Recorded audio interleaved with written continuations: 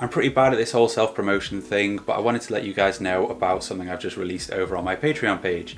An online database for all of my tasting notes so far. There's about 230 to 240 whiskies at the minute, with more going up weekly. I also do live streams and other cool stuff. If you're interested, take a look down below at the links to my Patreon page. Hey guys, and welcome to another Whiskey Geek review. Today we are looking at the Balvenie. Now this is the entry level for the Balvenie's core range, the 12-year-old DoubleWood. It's the most accessible, modestly priced whiskey that they offer, but it still set you back about 40 quid. Now the Balvenie is a distillery, a Speyside distillery, long-standing, lots of history and tradition, and a really strong place in the market. They know their value and they aren't underselling themselves. This is quite accessible, 40 quid, but the rest of their range climbs quite rapidly. The Portwood and the Tun 1509, both fantastic whiskies, some of my favourites, but they are so damn pricey that I very rarely get to try them. So this 12-year-old is presented pretty nicely, I think. It kind of epitomises what I expect from a classic Scotch. That may go back to my early days of getting into Scotch, into whiskey. This was one of the premium bottles on the shelves, and so it was something that I kind of looked forward to, looked up to and sought out. It's got an okay amount of information on the bottle, but not a great deal. It's 40%. It doesn't tell you whether it's chill filtered or coloured, although Balvenie have been fairly public in saying that it's naturally coloured, so that's not E150A. It tells you about the DoubleWood, where that's come from. Interestingly, Balvenie claim to have pioneered the DoubleWood, or the finishing approach to aging a whiskey, and it tells you about which woods have been used. Now this is 12 years in American oak ex-bourbon casks, and then 9 months in Spanish Oloroso casks, and then a further 3 to 4 months being married in tuns, in oak tuns.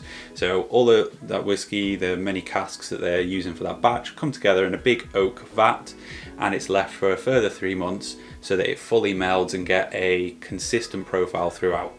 Now as usual, there's a little blurb here about tradition and having their own barley and malting floors and coopers, fairly common. But they mentioned that they also have their own coppersmith to tend to the stills. That's unusual, and I'd be surprised if they have a great deal to do with their day. Now taking a look at this whiskey, I've got the colour down as a shade 7, ice fine. Moving on to the nose. Straight away you're hit with this very nice honey and vanilla, and then a gingery malt, a bit of cinnamon.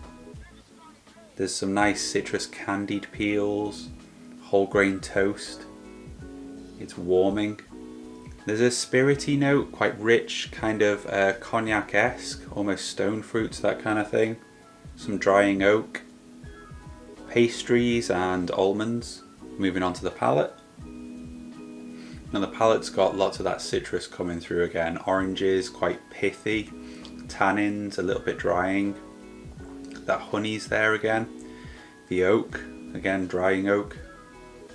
A nice warming spice, possibly more of that cinnamon in there. Cereals, a bit of dry grass.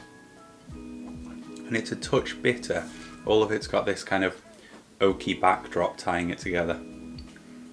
So that finish is quite mellow, it's just bobbing along. It's got more of the cinnamon, a bit of cracked black pepper bringing a warmth. It's dry oak there, there's a lingering subtle sweetness, citrusy, a touch syrupy, and there's the pithy note, pithy tannins coming along with that.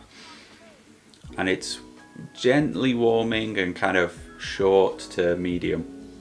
So this 12-year-old is a solid entry to the Balvenie core range. It's not going to provide the same depth or intrigue that other areas of their range will, but it's at a much more accessible price point. I don't think it's going to leave anyone disappointed at this price point, but it's also not going to amaze anyone in terms of value.